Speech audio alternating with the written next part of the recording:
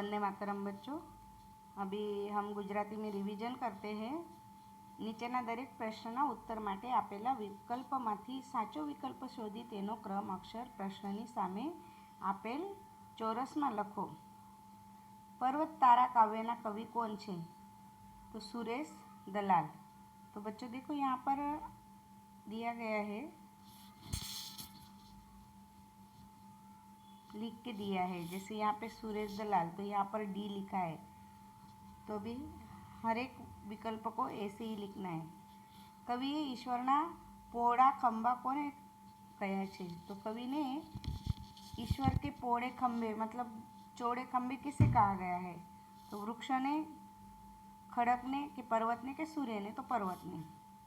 कविनी होड़ी ने कोण हंकारे छे? तो ईश्वर। नेक्स्ट, साधु मोची पासे शा माटे गया हता? तो पगरखा सीवડાવવા માટે। मोची क्या રહેતો હતો? કાશીમાં। साधुने मोचीनो कयो गुण स्पर्शी गयो? तो प्रामाणिकतानो। મહેનતનો રોટલો બોધકથામાં શાનું ગૌરવ કરવામાં આવ્યું છે? તો શ્રમનું। શાનું? શ્રમનું। ये शब्द श्रम है बेटा, श्रम, श्रम। ओके, नेक्स्ट है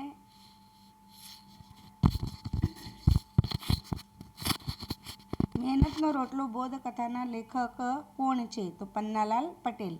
अब नेक्स्ट है खाली जगह।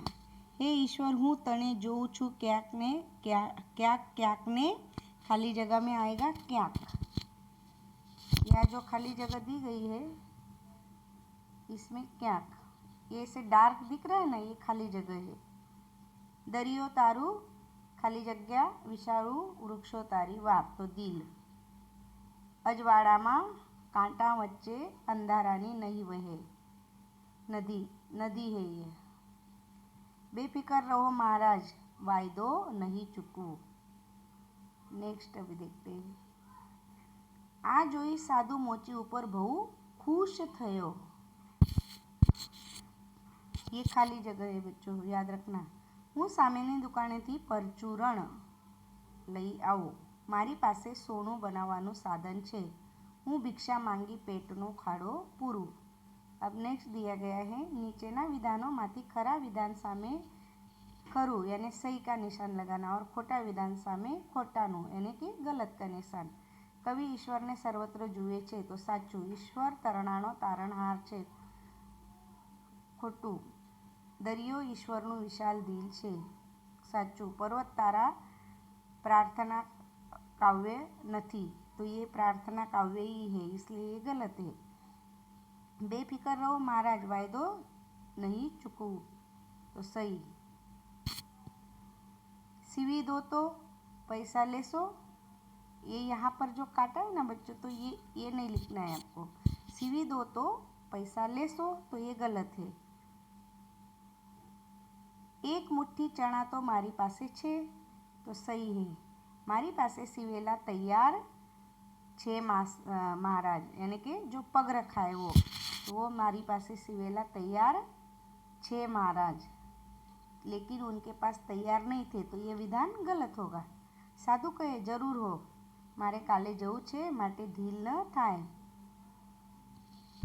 तो खोटू, क्योंकि उनको 3 दिन के बाद जाना था। महाराज आखी दुनिया झूठू बोले छे एम ज तमे मानो छो, तो साचू। साधु तो मोचीनी भावना जोई एना उपर खूब ज नाराज थया, खोटू। अरे भगवान, हवे हूँ आ सोनाना औजारोथी केवी रीते काम करीश, साचू। आजथी तमे मारा शिष्य, तो खोटू। नीचेना प्रश्नों उत्तर एक एक वाक्य में लखो।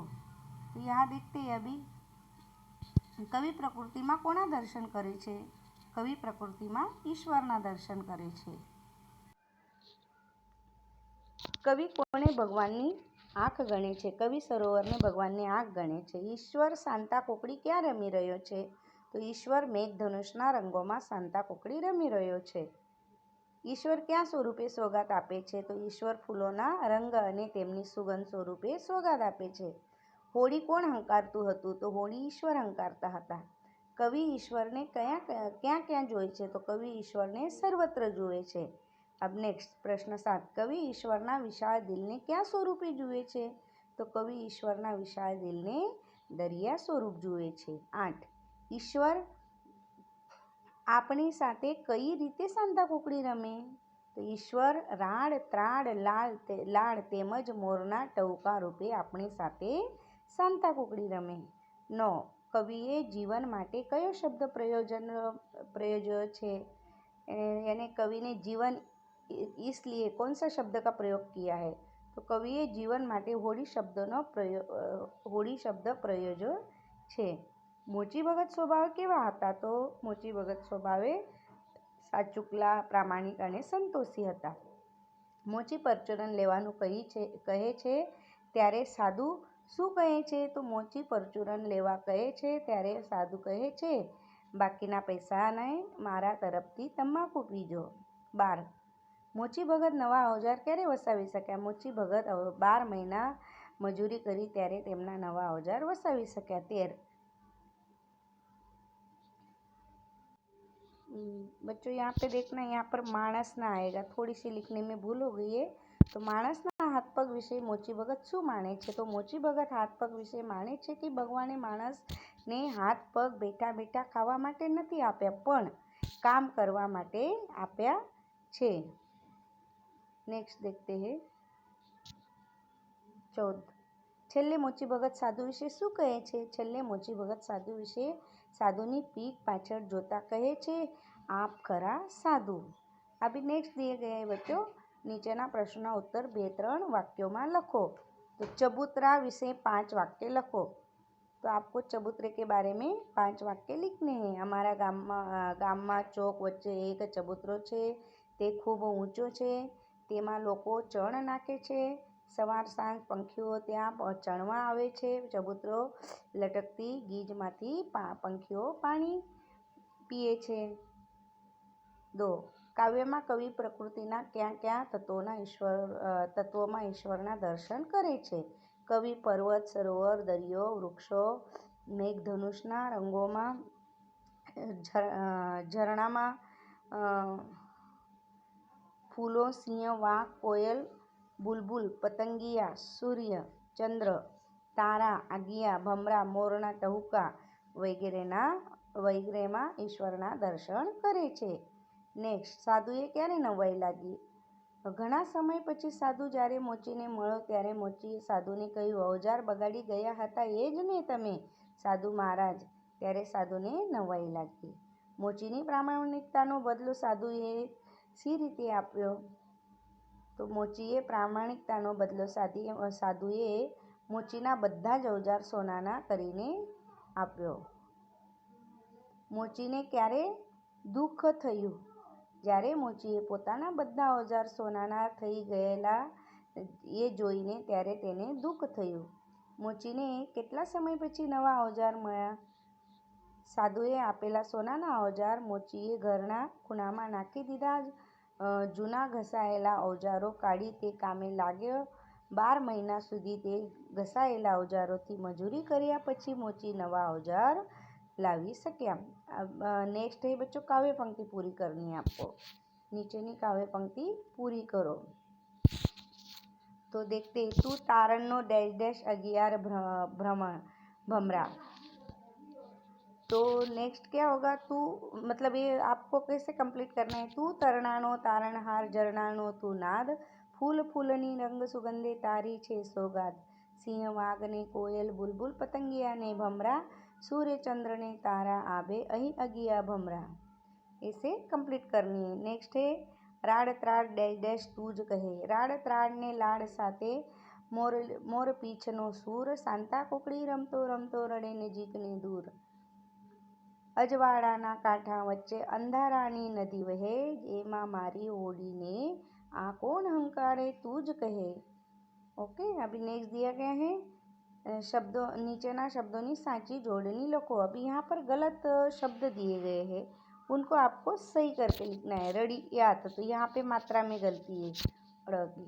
प्रामाणिक, तो प्रामाणिक में भी क्या है? प्रमाणिक लिखा है यहाँ पर, तो यहाँ प्रामाणिक करना है. ईश्वर, तो ईश्वर में ये स्व गलत है। बिल्कुल, बिल्कुल में ये मात्रा, ये ऐसे सुधार के आपको लिखनी है। ओके। उसके बाद समानार्थी शब्द दिए गए हैं। आँख तो नेत्र, ईश्वर भगवान, दरियो समुद्र, वृक्ष झाड़, नाद आवाज, फूल पुष्प, पर्वत पहाड़।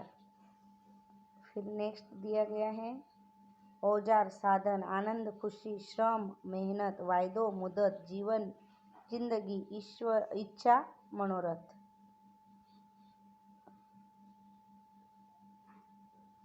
फिर आगे दिया गया है हाथ हस्त, परबीड़ा, पगरखा, तो पगरखा का होगा जोड़ा। फिर यहाँ पे सूर्य दिनकर, आभ आकाश, सौगात बख्शीश, पग चरण, नवाई स्मय, कीमत मूल्य। फिर दुनिया और जगत, नीचेना शब्दना विरुद्धार्थी शब्द लखो। अभी यहाँ पर विरुद्धार्थी शब्द देखते हैं हम। पહોड़ू तो सांकड़ू। फिर विश्वास अविश्वास, ये विश्वास है बच्चों, देखना ऐसे करके फिर ऐसे वह जोड़ा है, अगर नहीं समझ में आए तो। विश्वास अविश्वास, विराट वामन, फिकर तो बेफिकर, नजीक दूर, वेचવું खरीदવું, अंधारू अजवाड़ू, सदुपयोग दुरुपयोग, लाड़ धिक्कार, इच्छा फिर अनिच्छा, सुगंध दुर्गंध, सुख दुख, प्रामाणिक अप्रामाणिक, प्रशंसा निंदा, जुट्टू साचू, संतोष असंतोष। अब नेक्स्ट दिया गया है नीचेना रूढ़िप्रयोगोना अर्थ लखी आपी वाक्यों में प्रयोग करो। तो अभी वाक्यों में प्रयोग भी करना है बच्चों इसमें, तो आप वाक्यों में प्रयोग देखना कैसे किया है। जो हम हिंदी में मुहावरे बोलते हैं ना, वही रूढ़ी प्रयोग हुआ यहाँ गुजराती में। विशाल दिल हो तो उसका अर्थ हुआ उदार हो, तो उसका वाक्य कैसे होगा? सज्जनो विशाल दिलना होय छे। तारणहार हो यानी उद्धारक हो, ईश्वर सौना तारणहार छे। हिम्मत करवी, कदर करवी, परीक्षा करवी, इसके दो अर्थ है हुए। प्रश्नों पूछीने शिक्षक विद्यार्थीनी किंमत करी लीधी। पारखता न आवड़વું, सारी रीते ओळखी न शकવું, तो उसका वाक्य में प्रयोग ऐसे होगा, मित्रोए पारखता न आवड़े तो नुकसान थाय छे।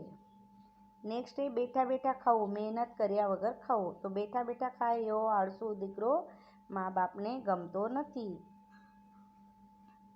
કશી ગમ ન હોવી यानी कि कई ज समझन न होवी। मूर्ख लोगों कशी गम होती नहीं। अब नीचे दिया गया है नीचेना शब्द समूह माटे एक एक शब्द आपो। तो पगनु रक्षण करनार पगरखा, स्पर्श मात्र थी लोड़ाने सोना में बदली नाखनार, तो पारसमणि। ये जो डार्क दिया है ना, ये इनके आंसर है, ये याद रखना। ओके। स्त्रीने भिक्षा मांगवी यानी मधुकरी, पोताना बावड़ाना बळे पोतानु भविष्य बनावनार, तो